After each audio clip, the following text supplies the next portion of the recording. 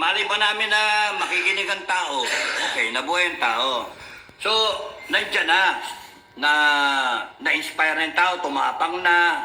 Okay tumapang na. Tapos nagulat ako doon, picture. Eh, siyempre, pinapawisan ka. Eh, pinapawisan din naman yung mga tao. Eh, sige, ayan na. Kiss, ganon. Picture, okay lang. Nakakatuwa kasi nabuhay yung tao. And then, dumating yung mga tao na. Tapos, ayan na, that was 8. Tapos, nung one time, big time, nung 9, na sinasabi ko, nung nag-usap-usap, sabi ko, sabihin nyo, doon sa mga talagang magtatapang-tapangan na tayo, sabi kong gano'n, magtapang-tapang na tayo, magbitaw na ng baraha. No? Hindi lang kami lang ang matapang, baka mamaya kami lang matapang dyan. Magbitaw tayo baraha. Lahat ng politiko, senator, congressman, mayor, governor, barangay captain, at lahat ng leader, lahat ng tao na naniniwala na may mali. Lininawin ko not to unseat Bongbong, but to, mali-mali mga sigaw pa ninyo, iba-iba merong tanggalin si Marcos, merong Marcos resign. Ay, naku, ewan ko taong bayan, paano kayo wala kayong direksyon, yun napansin namin, walang direksyon, ano ba to? No, so, ang amin, magsama-sama kayo, mga kababayan, hanapin ninyo kung nasaan yung salitang tapang sa dibdib ninyo. Tapang, katwiran, karapatan, katwiran, ano yun? Yung tapang at katwiran at karapatan. Iyon nga sana lahat lumabas. Para sabihin nyo yung saloobin ninyo. Para sabihin nyo yung saloobin nyo. Hindi tama yung ginagawa nila. At kung merong mga Pilipino na kukontra sa inyo, mga walang kwentang Pilipino yan. Mga bopol yan, mga bangag yan, mga walang alam o kundi kaya bayaran. The issue here, everybody listen, the issue here, AFP, PNP, mga leader, mga Pilipino, mga pro-Marcos, mga pro-Duterte, wala kang pakialam sa inyo, no? Ang issue dito, number 1, tama ba na magkaroon ng isang presidente na may issue sa droga? Singot-singot, ganon. Correct. Tama ba yon? Mali yun. Alam yan ng Armed Forces. AFP, alam nyo yan. Mula general down the line. Ano nangyari? PNP, alam nyo yan. Correct. From Chief Marbil down the line, alam nyo yan. Exactly. Alam nila Na yan. hindi Bingian. tama na magkaroon ng isang pinuno na sumisingot ng droga. Baliktarin natin. Paano kunyari ang isang Duterte na sikat ay nagkaroon ng issue sa droga na sumisingot? Ano gusto nyo mangyari? Duterte pa rin? Hindi pwede. Palitan dapat yan. Kung baka tarantado, magiging presidente ka, tapos nun may anti-drug war ka, tapos nun sumisingot ka sa droga. Mali yun. Hindi papayag ang taong bayan talaga kay Duterte ka Kasi ang issue, yung pamilya ko magiging biktima ng droga. Exactly. Tangina ninyo, ipipilit ninyo yung mga anak ko at yung buong pamilya magiging drug addict o maging biktima ng drug addict. Kaya concerned mga OFW kasi wala sila dyan para bantayan yung pamilya. Babalik sila dito, narig na yung anak nila. Drug addict na yung anak nila. Yung asawa nila, meron ng ibang kabit na nasa droga na rin siya. O kaya runner siya ng droga. Yun ang issue. Ayaw namin, ang totoong Pilipino, ayaw na magkaroon ng isang leader na nagdodroga. Paano kung si Sara Duterte nagdodroga? gugustuhin nyo bang si Sara Duterte maging pinuno ng Naku! bayan? Hindi. Baka sobrang ingay na ng Ako mga mismo, dilawan. lalabanan ko si Inday Sara, ako mismo, pagka nakita ko na ganun din, sumisingot din ng droga. Correct. Ang problema ni Marcos, si Inday Sara, hinamon siya ng drug test at nagpa-drug test, pati yung kanyang OBP, kayo, ampaw. Marcos, ampaw. Hindi kayo nagpa-drug test. Correct. Itong isa, klaro, wala. Kaya yung spare tire, kompleto ng pressure sa hangin. Pwede mong isalpak anytime sa isang gulong na flat. Yun yung problema nyo. Okay. So, isa yon. Hindi pwede. Alamin nyo to, AFP-PNP, alam nyo naman eh. Alam nyo naman. Ang Correct. problema, takot-takot kayo. Kumukay ng lakas sa akin, kumukay ng tapang sa akin. Nagbububuhan yan, mga tapang sa military akin. din, Hindi iba pwede dyan. ganyan eh. Hindi pwede isang presidente na na tumagal Na bangag. na ang bayan natin ay magdedelikado talaga kahit sa mudahanin. Kasi ang isang presidente na naglulun sa droga ay siyang inaasahan natin para sa kinabukasan natin lahat at ng mga anak natin. Correct. Hindi pwede yun. Okay, question. Sir, paano ka nakakasigurado? Paninira lang nila Maharlika yan, nila JM yan, nila Cathy yan, at nung iba pa, at ni Digong, na Paninira. yung si BBM ay nagdodroga. Bay, o nga no, may tama ka doon. Paninira nga lang. Ano lang pambibintang. O nga, ang problema mo, presidente ang tao. Hindi pwedeng sabihin, sasalagin nyo na magpatunayan nyo. Magbigay ka ebidensya, tapos magbibigay sila ng ebidensya, sasalagin nyo. Problema mo, presidente ka ng Pilipinas, BBM. Correct. Kaya, the best dyan, you go forward and then submit yourself to a drug test. Mentras mo hindi ka nagsasubmit sa drug test, inaamin mo, drug addict ka. Exactly. Kaya lalong tumitibay ang tao, lalong sisigaw ng tao, mag-drug test ka. Hangal, ganon. Mag-drug test ka. Isang issue yan. Pangalawang issue. Yang si Tamba. Yang si Tamba. Alam nyo, swerte nyo, Tamba yung taong bayan hindi pa nag-iisip na sunugin niyang kongres. Sana nga Hindi pa nag-iisip. Pagka, kunyari, pinasukan ng demonyo ang utak ng taong bayan. Dapat nga sana. At lahat sila lumusog dyan sa kongres. Yes, sunugin. Sinunog yan. Lahat kayo dyan, hard-boil. Lahat kayo, hard-boil. Yung itlog ninyo. Abante, lahat kayo dyan, hard-boil. At hindi namin kakainin.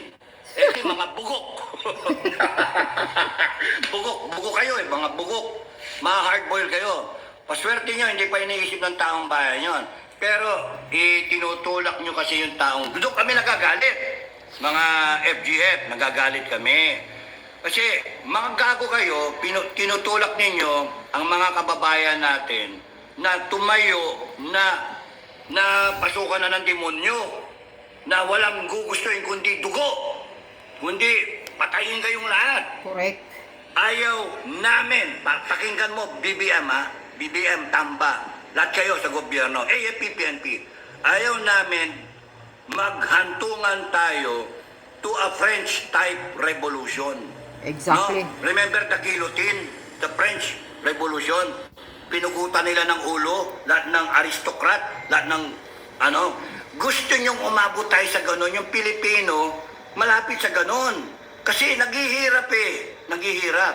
And it is in your power, AFP and PNP. Ang problema ng AFP, PNP, hindi malaman kung anong gagawin.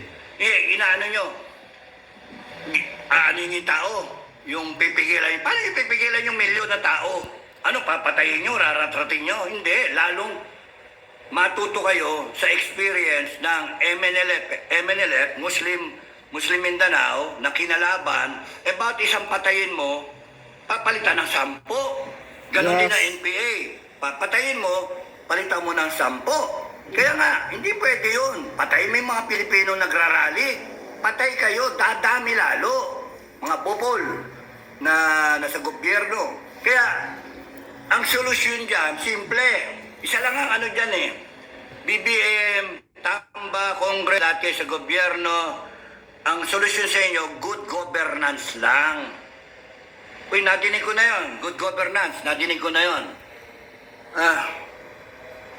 Putya eh, problema yun, sinasabi ni Duterte yun eh. Sinasabi ni Sara yun eh. Trabaho lang. Kaya pala may appeal tong mga to, mga Duterte. Kaya may appeal, kasi nga, good governance. Eh kayo, bad governance. Pangungulimbat, abuso, paniningon, magsinungaling, pagnanakaw. Eh paano yung mangyayari? Paano i-reconcile yun dito? Kaya ito, mabubuhay kahit mabubuhay hanggang may pera kayo. Pero kung paubos na yung pera ng taong bayan, isipin nyo, talagang patapos kayo eh. Wakasan ang mangyayari sa inyo. Kasi ibabaon niya na ibabaon sa utang ang Pilipinas. Wala kayong pera, bayad kayo ng bayad to sustain your position in government. Eh, yung ginagawa nyo, na-expose. Kasi may mga kasama kayo, mga puting ahas na nagsasabi ng informasyon sa lahat. No? Sa Duterte camp, doon sa mga vlogger camp, doon sa amin. Alam namin yung ginagawa nyo eh. So, yung ginagawa nyo, lalong mabibleed dry yung taong bayan. Kasi you have to pay people to counter your opposition. You have to pay people para manira ng kapwa. And you cannot sustain that kung wala kayong pera. Hindi naman kayo makapag-print ng bagong pera kasi babagsak yung ano natin, yung ating conversion. Eh wala eh. Ubus, and then uutang kayo? Wala. Ubus na nga eh. Maswerte kayo, hindi pa iniisip ng taong bayan, lagutin ang taxes, lagutin ang pag-remit, lagutin ang pagpasok ng pera. Correct. Patay kayo pagka hindi na magpasok ng pera ang taong bayan. Pag nag-civil obedience, kagaya ng ginagawa nila ng mga posisyon kay Marcos Sr., civil disobedience, walang magbayad ng ano. Kaya nga ang ginawa nila, kinakaltas yung taxes para sigurado may bawas na. Ganon eh, ginawang automatic. Ay, nako. Kaya nga, ang tao galit na. Kaya bigyan nyo pa ng rason na magalit. Lalo kayong mababaon. So, pag hindi nyo na-sustain yan, ubos ang pera ng taong bayan, utang pa kayo, babaon lalo. Lalong mararamdaman ng taong bayan yung paghihirap kasi hindi kayo good governance. Hindi nyo tinutugunan yung galit ng taong bayan. Hindi nyo tinutugunan yung hinanaing ng taong bayan. Wala kayong pakialam eh. Kaya nga, lalong magagalit yung taong bayan, bilang na yung araw nyo. Yun yung problema nyo. The only way to survive this, your political ngek-ngek is to go to the path of good governance. And good governance will start with listening to the people.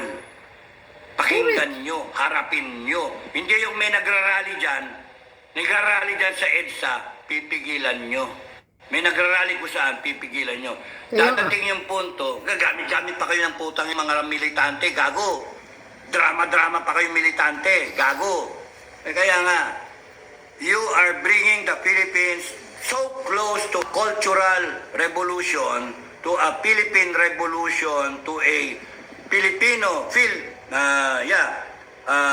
French-type revolution. Civil War na nga lang, para Hindi matapos. dapat sana, kasi advance na yung planeta, Para advance tapos na yung na. mundo. Hindi na.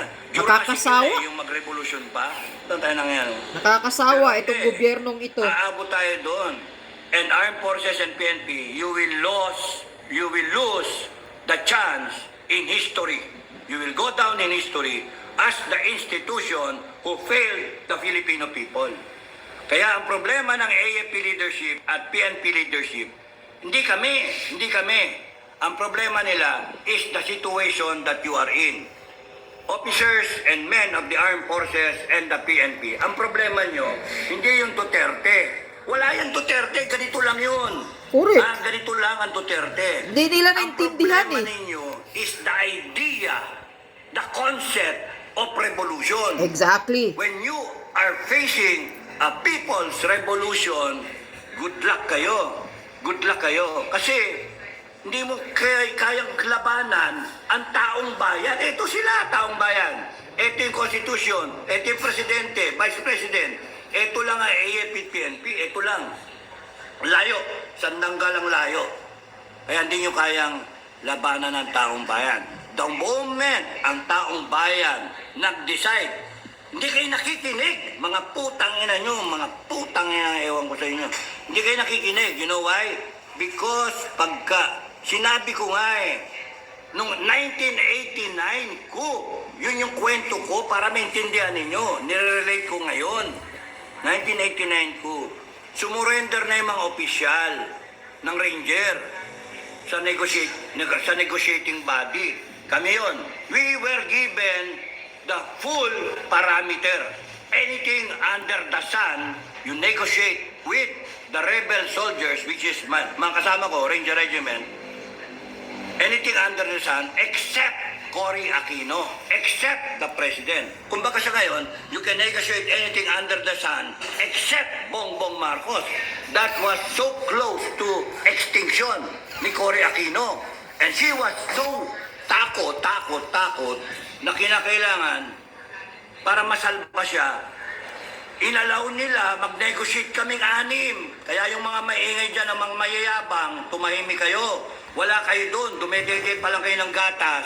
Nung nandoon na kami, 6 lang kaming opisyal. Yan ang may prestige sa akin. And really, Adan, Pangilinan, ang Paunen, Mistako, and ako. And retired General Luga, ang nandoon, who saved the country from civil war. Putang ina ngayon, mga maingay kayo, gago kayo eh. Di mag-civil war or civil war Anything ulit? under the sun, pera, anything ang hingin sundalo, bigay nyo, cabinet change, pwede. Kaya pagka BBM, yun yung isa mong pwedeng solusyon. Negotiate anything under the sun, kunyari, except ikaw. Ang problema, BBM, pinaabot mo kasi na everyone under the sun, tanggalin kayo. Nandun na yung tao, mga bopol, mga reading ninyo mali. Pwede pa sana yung anything under the sun except Bongbong Marcos. Tanggalin mo yung, busalan mo yung misis mo. Putangin, pak, tumahimik ka, gago ka. Ako yung may boto, ikaw hindi. Kahit Correct. tulakan kay Sabdanan. Tapo niyan si Lisa napakadisipag Butod. nyo O kaya, si Tamba, tanggalin mo. Yes, Tanggalin mo. isa yan ang Medyo may matanggalin. influensya mo. You run the country properly. You Yes. stop corruption, you stop drugs. Ang problema, hindi mo kaya. Kasi Yes. weak leader ka eh. Correct. Hindi mo kaya. Baha nga lang, di mo kaya. Baha nga lang eh. Ano gagawin natin? Ano gagawin natin? Ano? Putang, wala na tayong pera. Gago. Kasi binulsa na ang mga pera. Nakikita na hanggang salita ka lang. Ayaw mong harapin yung tao. Ngayon nagrarally yung mga tao, ayaw mong harapin. Lalong na-expose na you are not fit to become president. At hindi lang kami nakakakita nun, hindi lang taong bayan. Pati yung armed forces mo, tsaka yung PNP mo, nakikita. Correct. Kaya wag kayong magpapanigurado, tutuklawin ka ng AFP mo, tsaka ng PNP mo, tutuklawin ka. Maghahati man yan, kasi pag kayo mga-commander, palpa kayo, yun ang problema naman ng mga commander mo. Na General Browner and General Marbil, mga ka-PA mayor ko, no? Ang problema nyo is if you sold your souls already, Yeah. problema mo, ninyo, mahati talaga. Because the ideal soldiers and the ideal officers, hindi nyo kayang bilhin, they will side with the people. Patay kayo pagka ganon.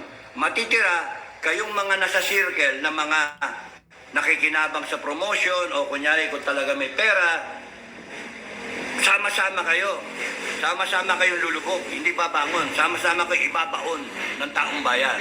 Huwag niyong paabutin na yung taong bayan naglalaway for your skin. Huwag niyong paabutin. Yun lang naman harapin nyo.